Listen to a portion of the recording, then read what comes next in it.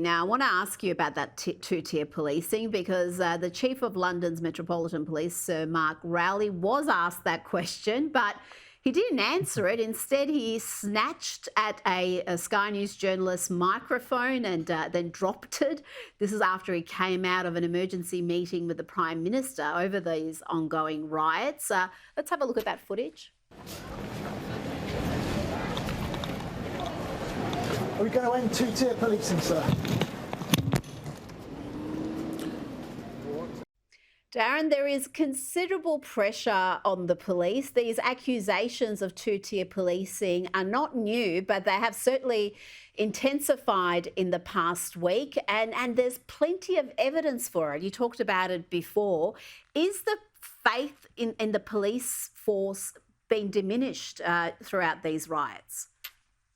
It absolutely is. You know, when the police were established, Robert Peel said, you know, without fear, without favour, actually the police would be there for all, you know. There would be no politics injected into the police force. I'm afraid they have been infected with that diversity, equity and inclusion, that whackery and wokery over law and order. And that's a real problem for faith and trust within the police force. It's not just the Metropolitan Police, which governs the whole of London, but actually it's most of England, much of England.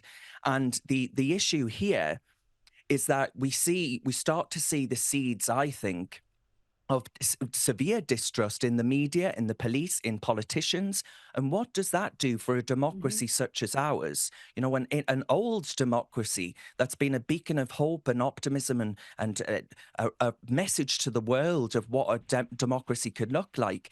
And I see that tearing apart at the seams right now. The social fabric of the country is being picked apart.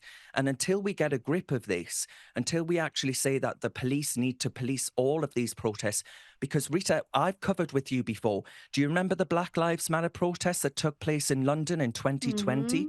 The police took the knee to those protesters during the weekly hate marches on the streets of London, in which you had people calling for jihad and intifada and calling for the genocide of the Jews.